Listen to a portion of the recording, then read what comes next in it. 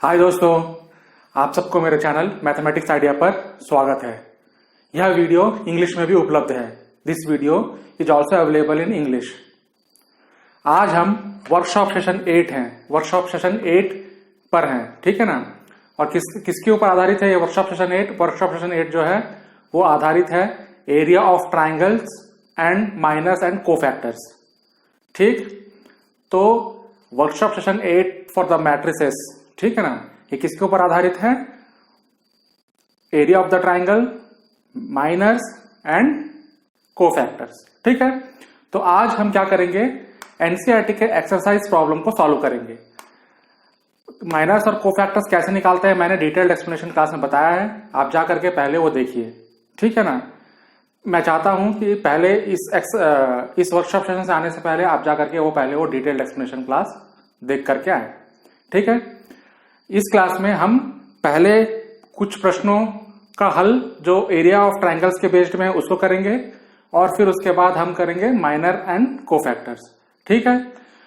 तो आगे बढ़ने से पहले मैं एरिया ऑफ ट्राइंगल को बता देता हूं कि अगर कोई एक ट्राइंगल जिसका vertices x1 y1 x2 y2 और x3 y3 है, ठीक है। x1 y1 x2 y2 x3 y3 3 point होगा, ठीक है ना। ट्राइंगल के वर्टिसेस 3 पॉइंट्स होगा और अगर 3 पॉइंट जो है वो है x1 y1 x2 y2 x3 y3, तो उसका एरिया जो है उसका फॉर्मूला डिटरमिनेंट से कैसे निकालेंगे, तो वो हो जाएगा half of x1 y1 1 x2 y2 1 x3 y3 1, ये हो जाएगा उसका एरिया, ठीक है। आया समझ में? तो हम इसका ये जो फॉर्मूला है इसका उपयोग करेंगे, ठीक है ना। ये जो फॉर्मूला उसका उपयोग करेंगे, उसका उपयोग करके हम वो ट्राइंगल का एरिया निकालेंगे। आया समझ में? ठीक है, चलिए तो आज का हम वर्कशॉप सेशन चालू करते हैं।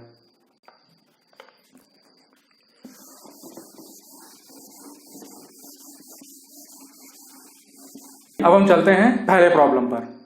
तो पहला प्रॉब्लम कहता है कि एरिया निकालना है ट्राइंगल का जिसके वर्टिसेस ये 3 है और ये 3 है, ठीक है ना। पहला प्रश्न में वर्टिसेस क्या है, 1 0 6 0 4 3 और सेकंड में -2 -3 3 2 और -1 -8, ठीक है। तो ये दोनों ट्राइंगल्स का हमें एरिया निकालना है। तो चलिए फॉर्मूला को यूज करते हैं। Delta equal to half of क्या है, x1 y1 1 0 1 x2 y2 6 0 1 x3 y3 4 3 1, ठीक है। तो इसको क्या करेंगे, हम सेकंड कॉलम के थ्रू एक्सपेंड कर लेंगे क्योंकि सेकंड कॉलम में क्या है, 2 0 है, ठीक है ना। तो सेकंड कॉलम के थ्रू एक्सपेंड कर लेंगे तो ये आ जाएगा हाफ ऑफ 3 इंटू, तो ये आ जाएगा 1 -6, 3 इंटू 1 -6, तो यह आ जाएगा -15 और यहां पर -3 हो जाएगा क्योंकि यहां प्लस होगा माइनस होगा 3 में, तो -3 इंटू -5 -3 इंटू -5 हो जाएगा +15 और ये हो जाएगा 15/2, तो आंसर हो जाएगा 7.5 स्क्वायर यूनिट्स। आया समझ में? क्या किया हमने कॉलम 2 के थ्रू एक्सपेंड कर दिया डिटर्मिनेंट को। जब कॉलम 2 के थ्रू एक्सपेंड किया तो 3 यहां पर क्या होगा, माइनस प्लस माइनस, तो 3 माइनस में है तो यहां पर -3 और 1 -6, तो ये हो जाएगा -3 इंटू -5 -15, सॉरी -3 इंटू -5 15 15/2 7.5। चलिए अब इसका निकालते हैं एरिया। तो यहां पर क्या हो जाएगा, डेल इक्वल टू -2 -3 1 3 2 1 -1 -8 1, ठीक है। और आगे में लग जाएगा हाफ। आया समझ में? तो इसको क्या करेंगे, हम इसमें ऑपरेशन करेंगे ताकि ये दोनों 0 हो जाए। तो R2 -R1 कर लेंगे और R3 -R1 कर लेंगे, ठीक है ना।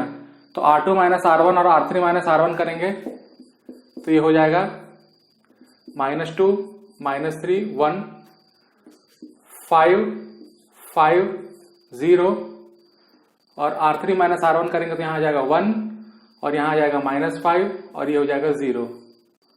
ठीक है, अब इसको कॉलम 3 के थ्रू एक्सपेंड कर लेंगे तो 1 यहाँ पर आएगा -25 -5 तो ये हो जाएगा -25 -5/2 और आगे में रख जाएगा मॉड, क्योंकि एरिया कभी भी नेगेटिव नहीं होता। ठीक है ना, एरिया कभी भी नेगेटिव नहीं होता है, तो इसलिए ये हो जाएगा -30/2 तो -30/2 हो जाएगा 15 तो ये हो जाएगा 15 स्क्वायर यूनिट्स। तो ये बन गया आपका 15 स्क्वायर यूनिट्स। ठीक है, -30/2 होगा, मॉड हटा देंगे तो बन जाएगा 15 स्क्वायर यूनिट्स। इससे ये पहला क्वेश्चन खत्म होता है। अब हम चलते हैं दूसरे क्वेश्चन पर।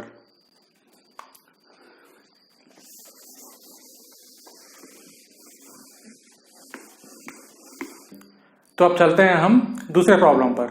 दूसरे प्रॉब्लम में बोलता है कि 3 पॉइंट है A B C, जहां पर A है A, B + C, B है B, C + A, C है C, A + B। ठीक है, तो ये 3 पॉइंट्स जो हैं ये कोलिनियर हैं। कोलिनियर का मतलब क्या होता है कि सेम लाइन पर हैं। तो जब 3 पॉइंट सेम लाइन पर रहेंगे तो उसका जो एरिया निकलेगा, क्षेत्रफल, वो क्या होगा? 0 होगा। ठीक है, 3 पॉइंट जब एक ही लाइन में रहेंगे तो उसका क्षेत्रफल क्या हो जाएगा? 0 हो जाएगा, क्योंकि वो लाइन है। तो ये 3 पॉइंट क्या हो जाएगा? A B + C, ये हो जाएगा B C + A और ये हो जाएगा C A + B। ठीक है, तो हम अगर ये दर्शा देते हैं कि इसका क्षेत्रफल 0 है तो इसका मतलब ये तीनों एक ही लाइन में है, तीनों कोलिनियर है। ठीक है ना, तो चलिए शुरू करते हैं। तो इसका क्षेत्रफल क्या होगा? A B + C 1, B C + A 1, C A + B 1। अब क्या करेंगे? C2 जो है, C2 में C2 और C1 का दोनों का योग कर देंगे। ठीक है ना, तो C2 में हम ये ऑपरेशन करेंगे कि C2 और C1 का योग कर देंगे। तो ये आ जाएगा del = ½ of A B C A + B + C A + B + C A + B + C 1 1 1। ठीक है, तो इसमें क्या करेंगे? अब A + B + C पूरा कॉमन निकल जाएगा कॉलम 2 से। ठीक है ना, दूसरे कॉलम से A + B + C कॉमन निकल जाएगा, तो उसको हम कॉमन निकाल देंगे।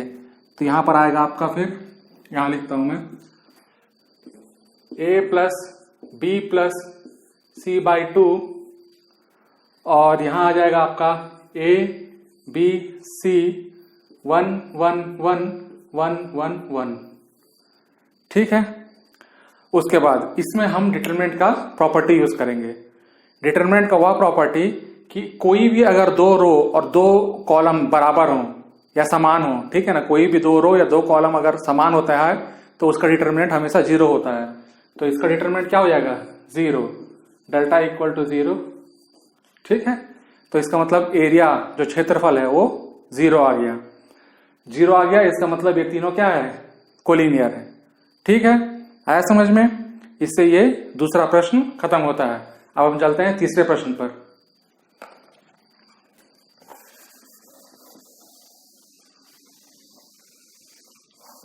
अब चलते हैं अपने तीसरे प्रश्न पर।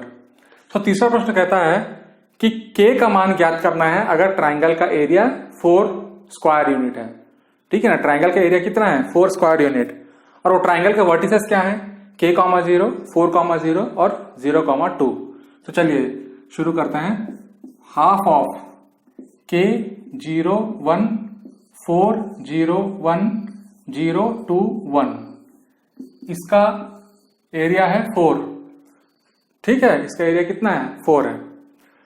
अब ये पूरा मॉड में रहेगा, क्योंकि पॉजिटिव है तो मॉड में रहेगा। तो आ जाएगा हमारा ½ ऑफ, मैं कॉलम 2 के थ्रू एक्सपेंड कर रहा हूं इस डिटरमिनेंट को, तो कॉलम 2 के थ्रू एक्सपेंड करूंगा तो यहां आ जाएगा -2 K - 4 और ये हो जाएगा पूरा मॉड में = 4। ठीक है, तो क्या आएगा फिर? K - 4 ये 2 कैंसिल हो जाएगा, ठीक है। और मॉड के अंदर अगर माइनस रहेगा तो पॉजिटिव, ठीक है। तो k-4 जब मॉड हटा देंगे तो ये बन जाएगा प्लस और -4। आया समझ में? k-4 जो होगा वो हो जाएगा प्लस और -4, क्योंकि मॉड हटाएंगे तो यहां पर प्लस और माइनस का सिंबल लग जाएगा, ठीक है। क्योंकि +4 का भी आंसर मॉड जब लगाएंगे तो आंसर 4 आएगा, -4 का भी 4 आएगा, ठीक है। अब k = 0, अगर -4 लेंगे, अगर एक वैल्यू ले लेते हैं -4, तो k-4 इक्वल टू -4, तो इसका मतलब k का मान 0, ठीक है। अगर k का वैल्यू 4 लेते हैं, k-4 का वैल्यू 4 लेते हैं अगर मान लो, तो आ जाएगा k = 8। तो 2 वैल्यू निकलेगी k की, k का एक वैल्यू होगा 0 और k का एक वैल्यू होगा 8। आया समझ में? तो क्या किया हमने एरिया को 4 से बराबर कर दिया। फिर उसके बाद मैंने डिटरमिनेंट इसका सेकंड कॉलम के थ्रू एक्सपेंड किया। जब सेकंड कॉलम के थ्रू एक्सपेंड किया तो यहां पर आया k-4 इक्वल टू प्लस और -4, क्योंकि मॉड हटा दिया मैंने। मॉड हटाने के बाद यहां पर प्लस और -4 लग जाएगा। तो एक कंडीशन है जिसमें -4 होगा, एक कंडीशन है जिसमें +4 होगा। -4 जब लेंगे तो k का मान 0 आएगा, +4 लेंगे तो k का मान 8 आ जाएगा, ठीक है। आया समझ में? इससे ये तीसरा प्रश्न खत्म होता है। अब हम चलते हैं चौथे प्रश्न की तरफ।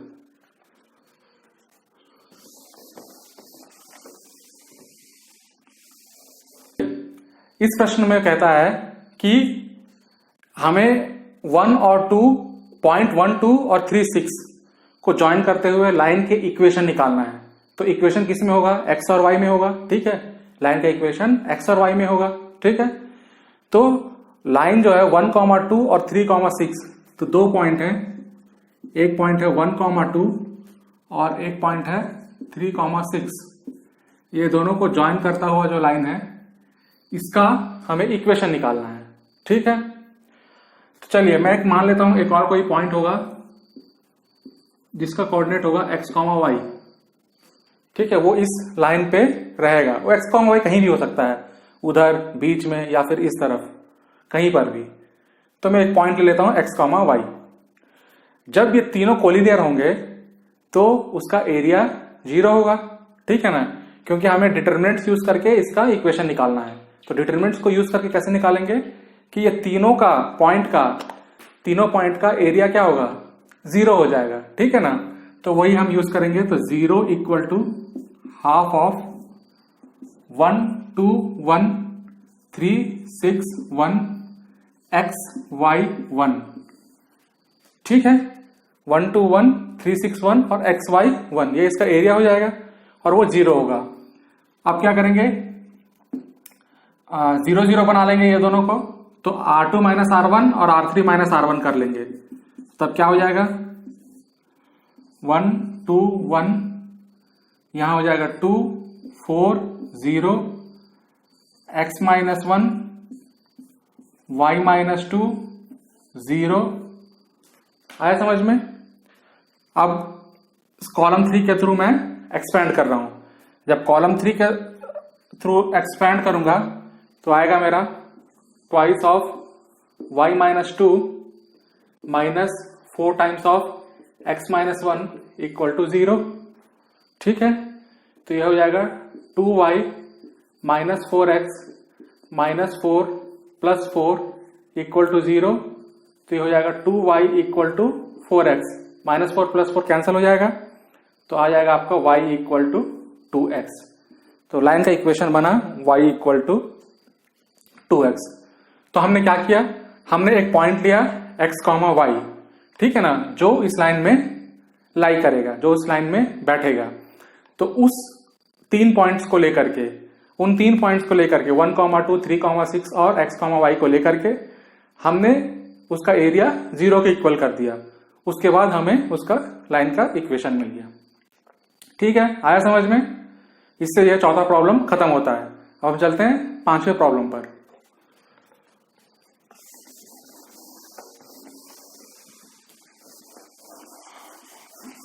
चलिए अब हम चलते हैं अपने 5वें प्रॉब्लम पर। 5वां प्रॉब्लम कहता है कि एरिया का ट्राइंगल का एरिया, सॉरी ट्राइंगल का एरिया जो है 35 स्क्वायर यूनिट्स है। ठीक है, कितना है? 35 स्क्वायर यूनिट, जिसका वर्टिसेस क्या है 2, -6, 5, 4 और k, 5, 4 और k, 4। ठीक है, ये अगर 3 वर्टिसेस हैं तो k का वैल्यू क्या होगा? तो ये 4 ऑप्शन में से देखना है कि k का वैल्यू क्या होगा। तो उसके लिए पहले एरिया कितना बोला? 35 equal to half of mod के अंदर रहेगा, हाफ ऑफ डिटर्मिनेंट ऑफ कितना 2, -6, 1, 5, 4, 1, k, 4, 1। ठीक है, ये पूरा मॉड के अंदर। अब ये मॉड हटा देंगे, मॉड हटा देंगे तो यहाँ प्लस और माइनस आ जाएगा, तो ये आ जाएगा प्लस और माइनस 35 इक्वल टू हाफ। अब इसमें क्या करेंगे हम? R2 माइनस R1 और R3 माइनस R1 कर देंगे ताकि यहाँ 0, 0 आ जाए। तो ये आ जाएगा आपका 2, -6, 1, 3, 10, 0, k -2, 10, 0। ठीक है, अब क्या करेंगे? इसका डिटरमिनेंट क्लोज कर देंगे। अब क्या करूंगा मैं कि कॉलम 3 जो है उसके थ्रू एक्सपेंड कर दूंगा। तो जब कॉलम 3 के थ्रू एक्सपेंड करूंगा तो ये हो जाएगा प्लस और माइनस 70 इक्वल टू, यहां आ जा रहा 30 -10 k -2। अब 10 इसमें से कॉमन निकाल लेंगे, ठीक है ना? तो 10 कॉमन निकालेंगे, 30 माइनस है यहाँ पर, 30 -10 k -2, 10 कॉमन निकाल लेंगे और यहां से भी 10 कैंसिल हो जाएगा। तो ये हो जाएगा प्लस और -7 इक्वल टू 3 -k +2। ठीक, आया समझ में? तो प्लस और -7 इक्वल टू 5 -k। ठीक है, अब +7 लेंगे, +7 लेंगे तो k का मान क्या हो जाएगा? +7 लेंगे तो 7 इक्वल टू 5 -k, तो k का वैल्यू हो जाएगा -2। ठीक है, +7 लेंगे तो। और अगर -7 लेंगे तो -7 लेंगे 5 - k, तो k इक्वल टू 12। ठीक है, तो k का मान क्या आ जाएगा? -7 लेंगे तो 12 और +7 लेंगे तो -2। तो आंसर हो जाएगा डी, 12 और -2। इससे ये 5वां प्रश्न खत्म होता है। अब हम चलते हैं अपने 6वें प्रश्न पर।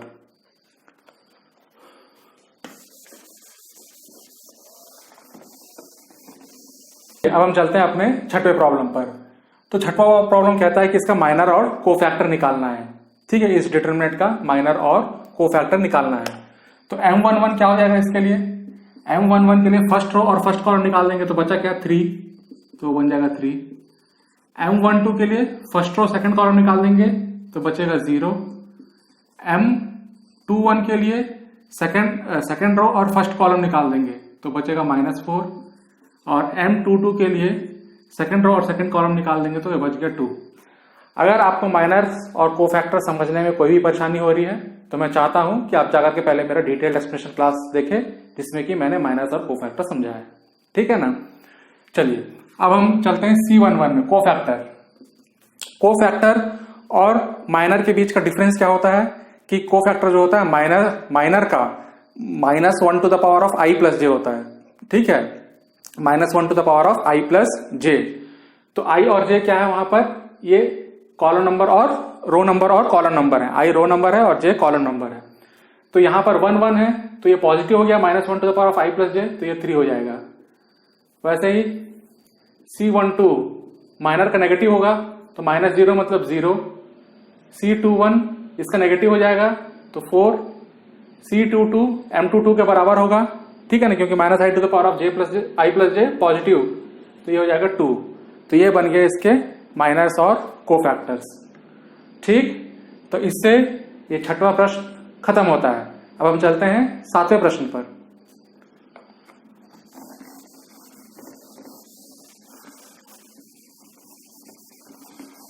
चलिए अब हम चलते हैं अपने 7वें प्रॉब्लम पर। तो 7वां प्रॉब्लम में क्या करना है कि ये 3/3 का डिटरमिनेंट है और इसके हमें माइनर्स एंड कोफैक्टर्स निकालने हैं। ठीक है ना, इसका माइनर एंड कोफैक्टर। सो 1 1 के लिए पहला रो और पहला कॉलम निकाल देंगे, तो ये क्या हो जाएगा 5 2 जा 10, 10 प्लस 1 11, तो M11 हो गया 11। M12 क्या होगा, फर्स्ट रो और सेकंड कॉलम निकाल देंगे, 3 2 जा 6, 6 0 6। M13 first row third column निकाल देंगे, तो 3 माइनस 0 3। M21 के लिए सेकंड रो और फर्स्ट कॉलम निकाल देंगे, तो 0 माइनस 4 ठीक है। M22 के लिए सेकंड रो और सेकंड कॉलम निकाल देंगे, तो 2 माइनस 0 2। M23 के लिए सेकंड रो और थर्ड कॉलम निकाल देंगे, तो ये आ जाएगा 1। M31 के लिए थर्ड रो फर्स्ट कॉलम निकाल देंगे, तो ये आ जाएगा 0 माइनस 20, तो minus 20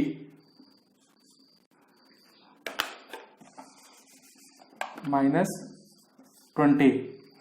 M32 third row second column हटा देंगे, तो -1 माइनस 12 माइनस 13 ठीक है, -1 माइनस 12 माइनस 13। और M33 क्या हो जाएगा, M33 के लिए थर्ड रो थर्ड कॉलम हटा देंगे, तो 5 माइनस 0 5 ठीक है। तो ये फिर से चेक कर लेते हैं। M11 के लिए फर्स्ट रो फर्स्ट कॉलम हटा देंगे, तो 10 प्लस 1 11 ठीक है।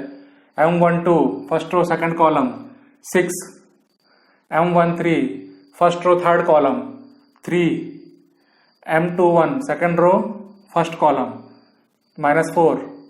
M22 second row second column 2 minus 0 2। M22 2। M23 second row third column हटा देंगे, तो 1। M31 तो -4 -1 -12। M31 -1 -20, so -20 -1 into 0 0 -20 correct. M32 third row second column -1 -12 -13। और M33 जो होगा 5 into 1 -0 5 ठीक है। अब हम चलते हैं कोफैक्टर्स की तरफ।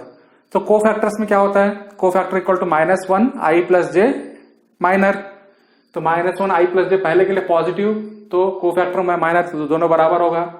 इसमें कोफैक्टर जो होगा माइनर का नेगेटिव हो जाएगा, यहां पर माइनर के इक्वल होगा, यहां पर नेगेटिव हो जाएगा, यहां पर माइनर के इक्वल होगा, क्योंकि -1 to the power of 2 + 2 positive है तो इक्वल हो जाएगा। यहां पर 2 + 3 5 है, नेगेटिव हो जाएगा, -1 to the power of 5 negative.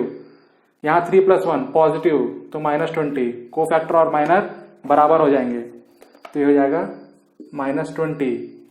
3 2 में फिर नेगेटिव हो जाएगा, तो -13, तो यहाँ 13 आ जाएगा।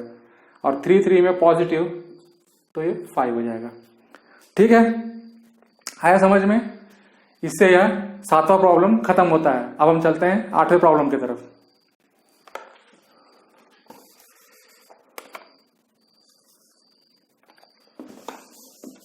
अब हम चलते हैं अपने 8वें प्रॉब्लम पे। तो 8वां प्रॉब्लम कहता है कि कोफैक्टर्स का यूज करके, ठीक है ना, रो 2 के थ्रू इसको इवेलुएट करना है, कोफैक्टर्स ऑफ सेकंड रो। तो मैं बता देता हूं कि पहले डिटरमिनेंट निकालने के लिए element into its cofactor through any row and any column, किसी भी रो और किसी भी कॉलम के एलिमेंट का कोफैक्टर दोनों को मल्टीप्लाई कर देंगे और पूरे को ऐड कर देंगे। जैसे कि अगर मान लो मैं रो 1 के थ्रू कर रहा हूं, तो first element into first element का cofactor, second element into second element का cofactor, third element into third element का कोफैक्टर, तीनों का हम योग कर देंगे तो हमें डिटरमिनेंट मिल जाएगा। ठीक है, तो इसमें भी सेकंड रो में क्या करेंगे, सेकंड रो के एलिमेंट और उसके कोफैक्टर को मल्टीप्लाई करेंगे और ऐड कर देंगे। ठीक है ना, तो हमें क्या मिल जाएगा, फिर इसका डिटरमिनेंट मिल जाएगा। तो सेकंड रो में क्या क्या है, 2 है, 0 है और 1 है। 2 का कोफैक्टर क्या होगा, 2 का कोफैक्टर हो जाएगा 3 3 = 9, 8 2 = 16। ठीक है ना, तो 9 - 16 -7, ठीक है, प्लस प्लस आया समझ में ना। 2 का कोफैक्टर -7 आएगा और ऊपर से नेगेटिव लग जाएगा, क्योंकि -1 to the power of i plus j, तो i प्लस जे मतलब ये 2 1 है, 2 1 है मतलब 2 + 1 3, तो यहां नेगेटिव आ जाएगा, -1 to the power of i plus j. ठीक है, अब उसके बाद यहां पर 1 के थ्रू ये करेंगे, कोफैक्टर निकालेंगे, तो आ जाएगा 10 - 3, तो ये हो गया 7। ठीक है, और -1 प्लस आई प्लस जे करेंगे तो यहां पर भी माइनस आ जाएगा, या फिर यहां सामने माइनस लगा दो, ठीक है ना, माइनस यहां से हटा के यहां लगा, -1 to the power of i plus j. यहां पर कितना नंबर है इसका, इसका नंबर है 2,3, A23 है यहाँ पर। सो 2 3 मतलब -1 to the power of 2 plus 3 मतलब -1 to the power of 5, -1 to the power of 5 मतलब नेगेटिव, तो -7। तो ये आ जाएगा 14 - 7 इक्वल टू 7। तो ये जो डिटर्मिनेंट है, ये डिटर्मिनेंट का वैल्यू हो जाएगा 7। ठीक है, तो क्या किया हमने, किसी भी रो या किसी भी कॉलम के थ्रू एलिमेंट और उसके कोफैक्टर्स को ऐड करना है, किसी भी रो या किसी भी कॉलम के थ्रू, तो हमें उसका डिटरमिनेंट मिल जाएगा। उस चीज का हमने यहां पर यूज किया है। तो सेकंड रो के थ्रू यहां करने बोल रहा है, तो सेकंड रो और सेकंड रो के हर एक एलिमेंट का कोफैक्टर उसको उसके साथ मल्टीप्लाई कर देंगे, तो उसके बाद उसका हम सॉल्व करेंगे, तो हमें मिल गया यहां पर डिटरमिनेंट जो है वो 7 होगा। ठीक है, आया समझ में। यहां 8वां प्रॉब्लम खत्म होता है। अब हम चलते हैं 9वें प्रॉब्लम पर।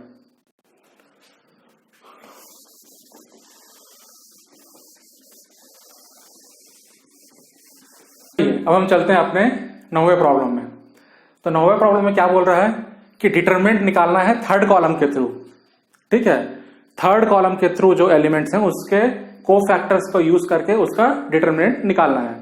तो इसके पहले प्रॉब्लम में मैं बता चुका हूं, किसी भी रो या किसी भी column, any row and any column के through element into its cofactor का सम, उस एंटायर रो या एंटायर कॉलम में जितने भी एलिमेंट्स होंगे और जितने भी कोफैक्टर्स होंगे उसके सम डिटरमिनेंट होता है। ठीक है ना।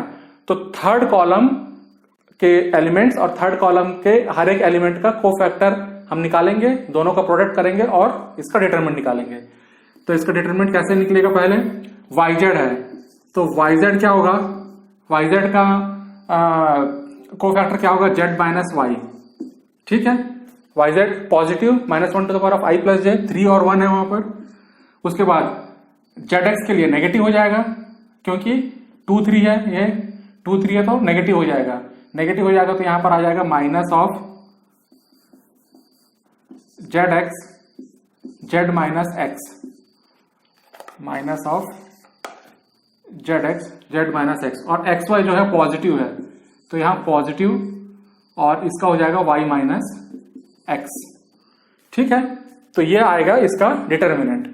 तो चलिए इसको और आगे बढ़ाते हैं और इसको अच्छे फॉर्म में लेके आते हैं, सिंप्लीफाई करके सिंप्लीफाइड फॉर्म में लेके आते हैं। तो आ जाएगा yz square minus y square z minus z square x plus x square z plus xy square minus x square y। ठीक है,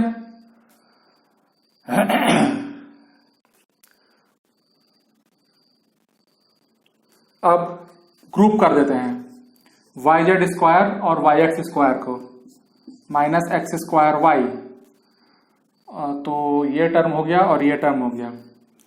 और किसको ग्रुप करें, यहाँ y स्क्वायर z और y स्क्वायर x को ग्रुप कर देते हैं, plus xy square minus y square z। ठीक है, ग्रुप करने का एक ही मकसद है कि हमें z माइनस एक्स मिलना चाहिए। ठीक है ना, z माइनस एक्स कॉमन मिलना चाहिए, और यहां पर प्लस zx कॉमन निकाल लेंगे ये दोनों में से। zx अगर कॉमन निकालेंगे तो आ जाएगा x माइनस z। ठीक है, तो zx निकालेंगे तो x माइनस z आएगा, यस। यहां पर y कॉमन निकालेंगे तो z square minus x square आ जाएगा, तो इसका मतलब ये हो गया z minus x z plus x. ठीक है, यहां पर y स्क्वायर कॉमन निकालेंगे तो ये आ जाएगा x minus z, so minus y square निकाल लेते हैं common, minus y square common निकालते हैं तो ये आ जाएगा z माइनस एक्स। क्यों माइनस वाई स्क्वायर निकाले, क्योंकि मैं z माइनस एक्स लाना चाहता हूं, यहां पर भी z माइनस एक्स लाना चाहता हूं, तो minus z x z minus x. ठीक है, z माइनस एक्स पूरे में कॉमन बाहर निकाल लेंगे, और यहां पर आ जाएगा आपका z y plus y x minus y square minus z x. ठीक है, अब इसमें y कॉमन निकल जाएगा तो वो निकाल लेते हैं। z minus x, z y minus z x में z कॉमन आएगा तो y माइनस एक्स, और यहां पर भी y कॉमन आएगा तो माइनस वाई कॉमन निकाल लेंगे तो ये भी आ जाएगा y माइनस एक्स। ये दोनों में से माइनस वाई कॉमन निकाल लेंगे, ठीक है ना। तो माइनस वाई कॉमन निकाल लेंगे तो y पहले आ जाएगा, फिर उसके बाद माइनस एक्स। ठीक, तो इसमें से y माइनस एक्स कॉमन निकाल लेंगे तो आ जाएगा z minus x, y minus x, अंदर आएगा z माइनस वाई। अब इसको साइक्लिक फॉर्म में लिख लेंगे एक्स वाई जेड में, तो पहला आ जाएगा x माइनस वाई, दूसरा आ जाएगा y माइनस जेड, और तीसरा आ जाएगा z माइनस एक्स। इसमें नेगेटिव को नेगेटिव से इंटू करेंगे और इसको भी नेगेटिव से इंटू करेंगे। इसको नेगेटिव से इंटू करेंगे तो x माइनस वाई हो जाएगा, इसको नेगेटिव से इंटू करेंगे तो y माइनस जेड हो जाएगा, फिर उसके बाद z माइनस एक्स जो रिमेनिंग है। तो डिटरमिनेंट का वैल्यू क्या हो गया आपका? डिटरमिनेंट का वैल्यू हो गया x minus y, y minus z और z माइनस एक्स। इससे ये 9वां प्रॉब्लम खत्म होता है। अब हम चलते हैं अपने 10वें प्रॉब्लम पर।